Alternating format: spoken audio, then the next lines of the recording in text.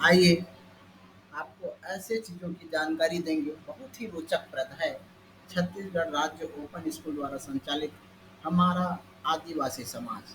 तो हमारा आदिवासी समाज में शादी ब्याह किस प्रकार होता है, रीति रिवाज कैसे होता है, उनका देवी देवता की कैसे पूजा होती है। तो आइए इस पाठ में पढ़े।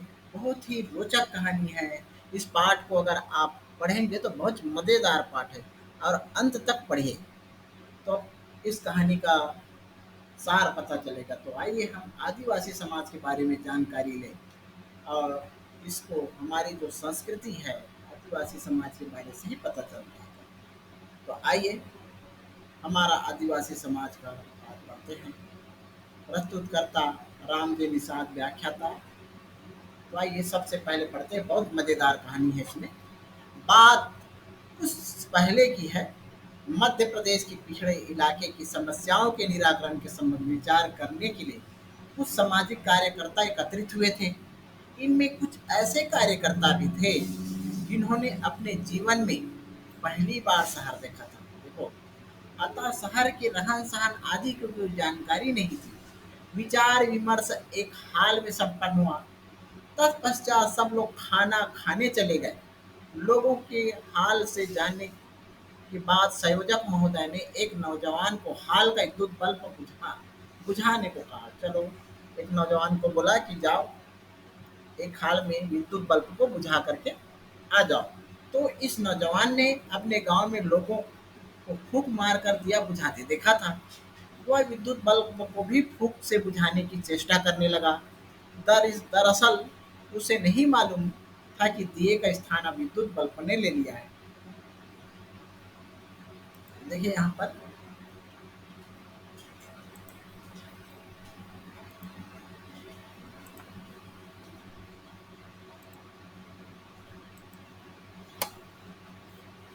यहाँ देखिए, इस नौजवान ने अपने गांव में लोगों को फूंक मार कर दिया बुझाते देखा था। ये वस्तुनिष्ठ है।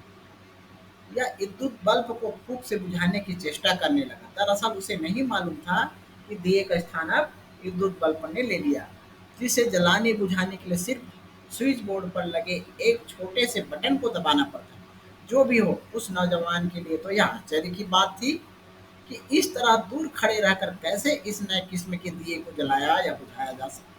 हमारे लिए आश्चर्य की बात यह है कि विज्ञान की तमाम उपलब्धियों के बावजूद आज भी ऐसे मानव समुदाय है जो जंगलों और पहाड़ों के बीच उन्हीं आदिम परिस्थितियों में रहने को विवश है जिनमें कभी हमारे पूर्वज रहते होंगे। तो आइए देखते हैं।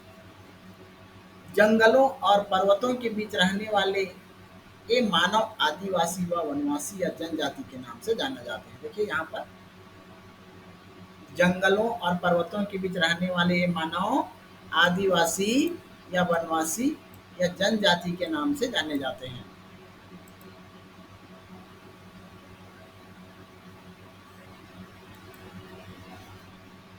यानी ऐसे लोग जो मानवीय उपलब्धियों से, नवाकिक विज्ञान के चमत्कारों से अनभिज्ञ तथा मानवीय उपलब्धियों के कारण समाज में आ रहे बदलाव से एकदम बेखबर अपनी ही दुनिया में रमे हैं। दुनिया भर में ऐसे मानव समुदाय कई हिस्सों में पाए जाते हैं। अपने देश में भी छत्तीसगढ़, उड़ीसा, पश्चिम बंगाल, झारखंड, असम, मेघालय, अंडमान निकोबार, मिजोरम, नागालैंड, कर्नाटक, अरुणाचल प्रदेश, उत्तरांचल और हिमाचल प्रदेश आदि राज्यों में ऐसे अनेक आदिवासी समुदाय मिलते हैं। इन्हें कहीं थारू, थारू कहाँ मिलते हैं? उत्तरांचल में। खासी, असम में। ये वस्तुनिष्ठ में इसको पूछा जाता है। खासी असम, तो कहीं मुंडा, असुर, बिरजिया हो आदि नामों से जाना जाता है।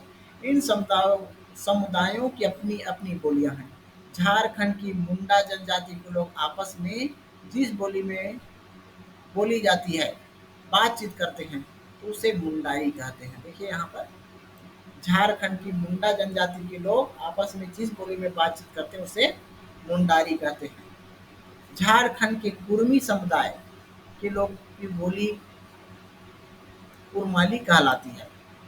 इस तरह से झारखंड में हो हो हो जनजाति है, हो, उरांव, खड़िया, संथाल और असुर समुदाय के लोगों की बोलियों को क्रमशः हो, उरांव, खड़िया, संथाली और असुर कहा जाता है।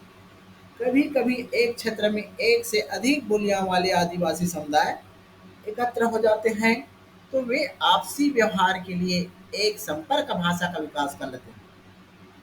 झारखंड के आदिवासी समुदाय और मूल निवासियों ने ऐसे ही संपर्क भाषा का विकास किया है, जिसे नागपुरी या नागपुरिया के नाम से जाना जाता है। देखिए यहाँ पर झारखंड के आदिवासी समुदायों और मूल निवासियों ने ऐसी ही संपर्क भाषा का विकास किया है, जिसे नागपुरी या नागपुरिया के नाम से जाना जाता है। आदिवासी, अब अगला देखिए, आदिवासी समूहों को के अपने पर्व हैं, अपने तीज त्योहार है, उनके अपने रीति रिवाज हैं, प्रथाएं हैं और अपने नियम कानून हैं, जिन्हें वे लोग अपने ही तरीके से व्यवहार में लाते हैं। उदाहरण के लिए विवाह की प्रथा को देख सकते हैं। छत्तीसगढ़ की जनजातियों में विवाह के लिए एक प्रथा प्रचलित है, जिसे गोल गधेड़े की प्रथा कहते हैं। देखिए यहाँ पर देखिए, छत्तीसगढ़ की जनजातियों में विवाह के लिए एक प्रथा प्रचलित है, जिसे गोल गधेड़े की जनजातियां के नाम से प्रथा कहते हैं। इसमें निश्चित तिथियों में समुदाय के शादी योग्य, देखिए बहुत रुचिप्रद है, शादी योग्य नौजवानों और नवयुवतियों को एकत्र किया जाता है। युवतियां एक बहुत बड़ी बाड़े के भीतर रहती है और युवक बाड़े के बाहर रहते हैं। इस बाड़ों के बीच में बीचों बीच एक स्तंभ गाड़कर उस पर नारियल टांग दिया जाता है। संकेत मिलने पर नौजवान को बाड़े के भीतर घुसकर स्तंभ पर चढ़कर उस नारियल को तोड़कर लाना होता है। यह कार्य सुनने में जितना आसान लगता है, करने में उतना ही कठिन होता है, क्योंकि बाड़े के भीतर युवतियां नारियल तोड़ने का प्रयास करने वाले युवकों को तरह तरह से प्रताड़ित करती हैं, यंत्रणा देती हैं। इन यातनाओं को झेलते हुए जो आदिवासी युवक नारियल तोड़कर लाने में सफल हो जाता है, उसे मनपसंद साथी चुनने का, मनपसंद वर वधु चुनने का अधिकार मिल जाता है। दरअसल बात यह है कि आदिवासी समुदाय के लोग जंगलों में रहते हैं। उन्हें तरह तरह की प्राकृतिक आपदाओं को झेलते हुए जीवन यापन के लिए अपेक्षित सामग्री जुटानी होती है, जैसे लकड़ी काटना या शिकार करना। ऐसे कार्य वही व्यक्ति कर सकता है जो दृढ़ इच्छा शक्ति वाला और शारीरिक रूप से सक्षम हो। गोल गधेड़े की प्रथा के द्वारा वास्तव में शादी की इच्छुक नौजवानों की जीवन संघर्ष से ले अपेक्षित दृढ़ इच्छा शक्ति तथा शारीरिक क्षमता का आकलन किया जाता है। इस प्रकार जो पहलवान रहता है, जंगल में प्राकृतिक आपदाओं से जूझने की जिसमें ताकत हो, उसी से आदिवासी लड़कियां शादी करती है। इसी तरह से आइए, अब झारखंड के असुर समुदाय में एक प्रथा प्रचलित है, जिसमें विवाह योग्य युवती के घर बनाने की कुशलता परखी जाती है। असुरों के घर तिकोने पिरामिड नुमा होते हैं, कैसे रहते हैं?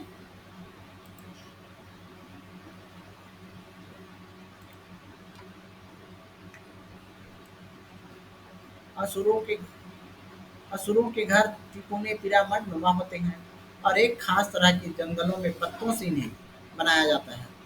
असुर लड़कियां ऐसे घर बनाने में माहिर होती है।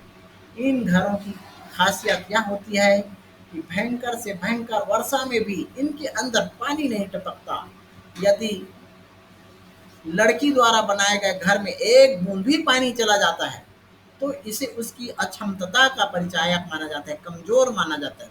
तो इस तरह से उत्तरांचल और झारखंड के थारू आदिवासी लकड़ी के लट्ठों और नरकुल से अपने घर बनाते हैं। उत्तरांचल और झारखंड के थारू आदिवासी कैसा घर बनाते हैं? लकड़ी के लट्ठों और नरकुल से अपना घर बनाते हैं। कहते हैं कि घर इतने वैज्ञानिक ढंग से बनाए जाते हैं कि इन पर भयंकर से भयंकर बाढ़ का भी कोई असर नहीं होता है। विवाह हो अथवा अंतिम संस्कार, आदिवासी समुदाय सर्वत्र अपनी विशिष्टताओं के साथ खड़ा दिखाई देता है। उत्तरांचल एक जनजाति उत्तरांचल की एक जनजाति है भोटिया। इसमें किसी की मृत्यु हो जाने पर मृत्यु स्थल से दरवाजे तक भेड़ की ऊन या उससे बुना हुआ वस्त्र फैला दिया जाता है। उनके पीछे मान्यता यह है कि ऐसा करने से उस मृतक की आत्मा पुनः उस घर में आ जाती है। क्या आ जाती है? पुनः उसी घर में आ जाती है।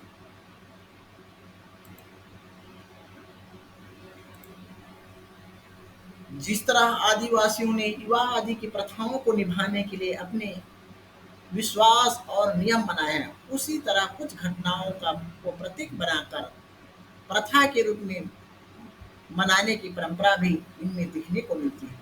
ये पर्व वास्तव में संकट के समय समय दिखाए गए साहस और कौशल के प्रतीक के रूप में स्थापित होते हैं। मैंने किसके रूप में?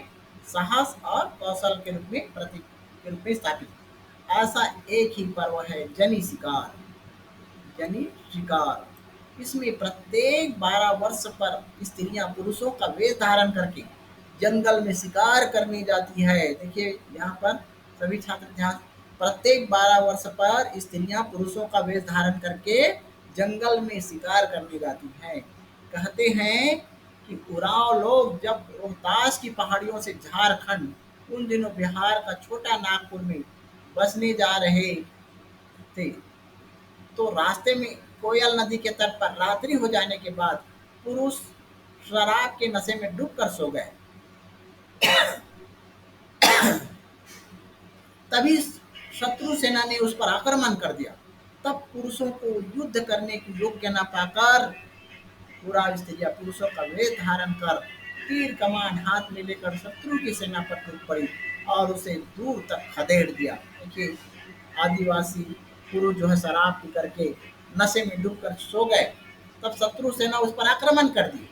तब वहाँ की जो लड़कियां हैं, वहाँ की महिलाएं हैं, पुरुषों का को युद्ध करने की योग्य न पाकर बुराव स्त्रियां पुरुषों का वेश धारण कर तीर कमान हाथ में लेकर शत्रु की सेना पर टूट पड़ी और उसे दूर तक खदेड़ दिया। तो इस घटना की याद में पर्व शुरू हुआ जनी शिकार। इसी का नाम है जनी शिकार। तो यह पर्व आज भी झारखंड के आदिवासी समुदाय में बड़े उत्साह के साथ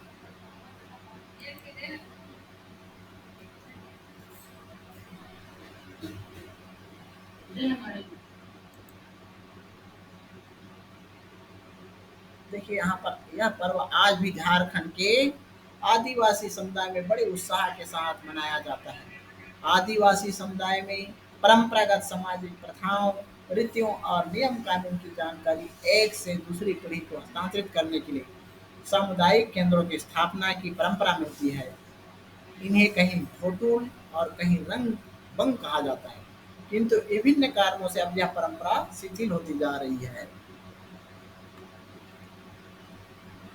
आदिवासी लोग प्रकृति के बीच रहते हैं, प्रकृति से जीने की प्रेरणा ग्रहण करते हैं। किसके बीच में रहते हैं? प्रकृति के बीच में रहते हैं, वातावरण के बीच में रहते हैं। तो इससे प्रकृति से जीने की प्रेरणा ग्रहण करते हैं और प्रकृति की ही उपासना करते हैं। यहाँ पर जंगल, पहाड़, नदी, ये सब की उपासना करते हैं आदिवासी।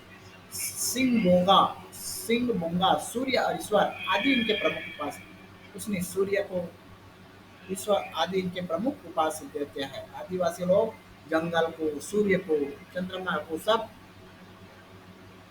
उन्हीं को देवता मानते, उपास्य देते। स्थानीय परंपरा और उपयोगिता के आधार पर वृक्षों, पहाड़ों व नदियों आदि प्राकृतिक उपादानों की पूजा का प्रचलन भी इनमें पाया जाता है। प्रकृति प्रेमी आदिवासियों के त्योहार भी प्रकृति परक है। झारखंड के आदिवासियों के बीच प्रचलित कर्मा, माधे पर्व, हेरो पर्व, बाह पर्व और सरहुल जैसे त्योहार हो या उत्तरांचल के थारुओं के दशहरा दशहरा, मांग, खिचड़ी, गुड़िया और बजहर, सभी त्योहारों में प्रकृति के प्रति कृतज्ञता प्रदर्शित की जाती है।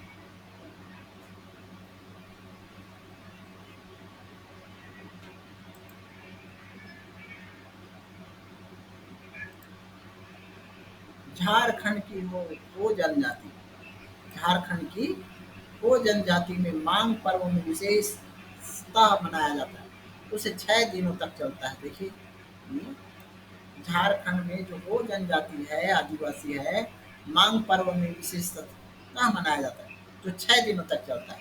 या मांग पूर्णिमा को मनाया जाता है, इसमें 6 दिनों तक अलग अलग तरह से पूजा संपन्न की जाती है। माघ पर्व के बाद फागुन पर्व में माह पर्व मनाया जाता है। इस 2 दिन तक या 2 दिनों तक चलता है। तत्पश्चात खेतों में धान बोना समाप्त कर आषाढ़ पूर्णिमा को हेरो पर्व मनाया जाता है। देखिए यहाँ पर खेत तत्पश्चात खेतों में धान बोना समाप्त करके आषाढ़ पूर्णिमा को हेरो पर्व मनाया जाता है। यह पर्व भी 2 दिनों तक का होता है। अंत में विशेष पर्व जो नाम नया खाना होता है। जैसे ही पहला धान फूट कर पकता है, लोग उस नए धान के चावल की पूजा करते हैं। थारुओं का बजहर त्योहार ज्येष्ठ या बैसाख में होता है। निश्चित दिन गांव के समस्त पुरुष घरों में जरूरी सामान तथा अनाज लेकर गांव के बाहर किसी पीपल या बरगद के पेड़ के नीचे रख आते हैं। उसी दिन सभी थारू स्त्रियां यहाँ खाना पकाती है, पुरुष वहीं भोजन करते हैं। रात में पुरुष घर आ जाते हैं, स्त्रियां पेड़ के नीचे गाना बजाना करती रह जाती है। इन त्योहारों इन त्योहारों और पर्व से जुड़े हैं अनेक लोकगीत, नृत्य और राग। इनका अपना स्वरूप है और अपनी पहचान।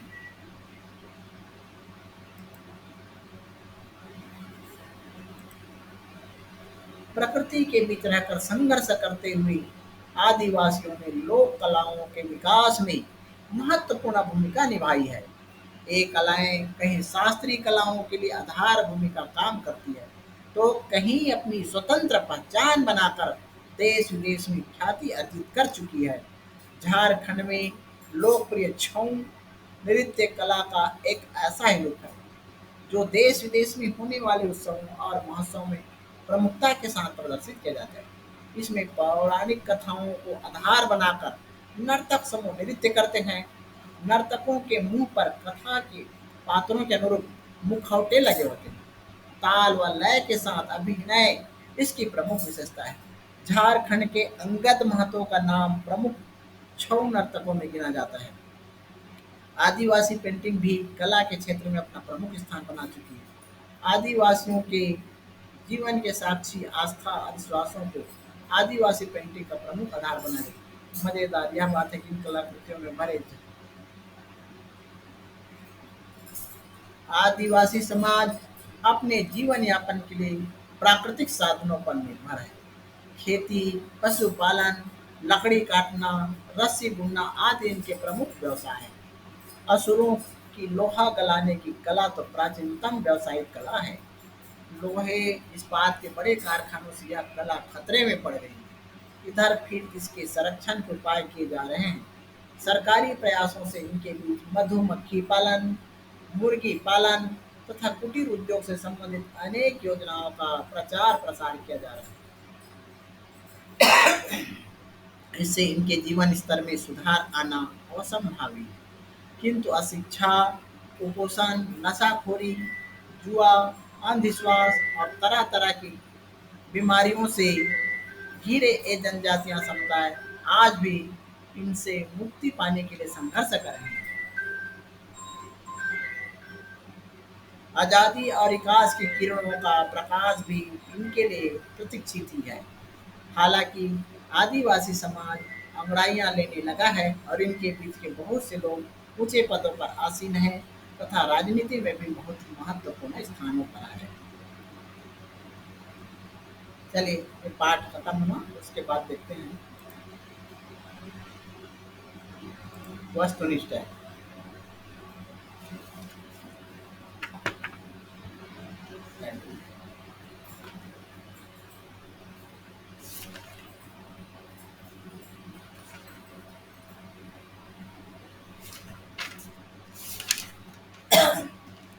देखो वस्तुनिष्ठ देखिए,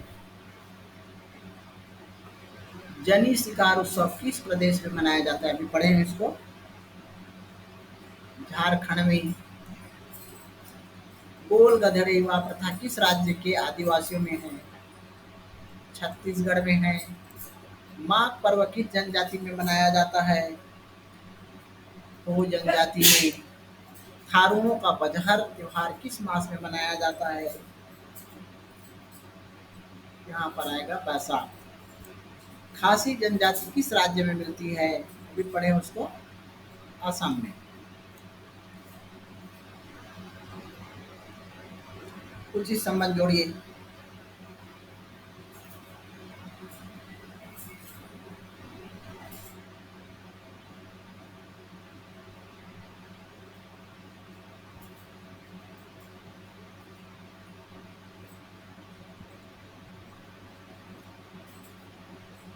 देखिए वो जनजाति कहाँ पाए जाते हैं? झारखंड में। थारू। वैज्ञानिक घर कौन बनाए जाते हैं? थारू। छत्तीसगढ़ में। गोल गधेड़े कहाँ पाए जाते हैं? छत्तीसगढ़ में। मुंडा। उसके बाद मुडारी। मुंडा है। और सिंह बोंगा उपास्य देव है। तो इस प्रकार से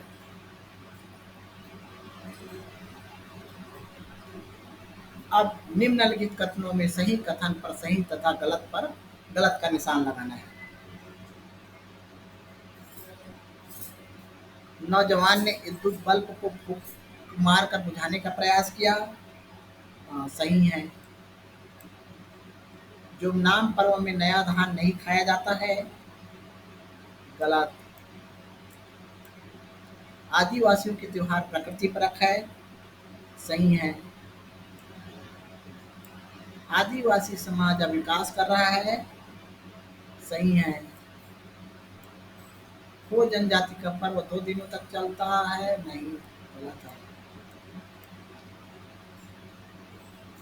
अगला देखिए।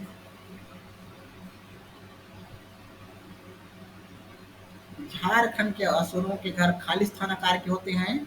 तो इस प्रकार से त्रिकोणीय पिरामिड नुमा आकार के होते हैं। यहाँ पर भरेंगे और इसके नीचे अंडरलाइन करना है। झारखंड के आदिवासियों की संपर्क भाषा खालिस्तान है। दूसरा नागपुरी। उत्तरांचल और झारखंड के आदिवासी खालिस्तान से अपना घर बनाते हैं। लकड़ी के लट्ठों एवं नरकुल से अपना घर बनाते हैं। तीसरा,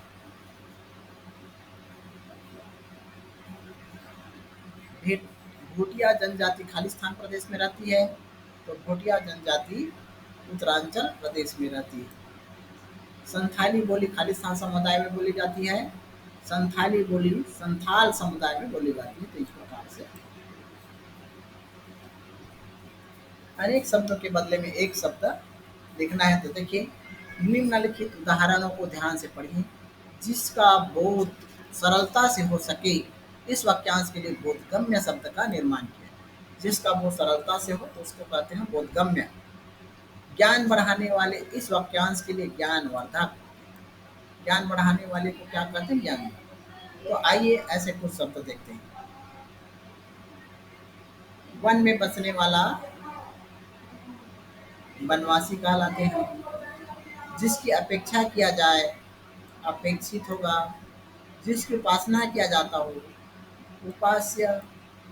सबसे अधिक पुराना प्राचीनतम।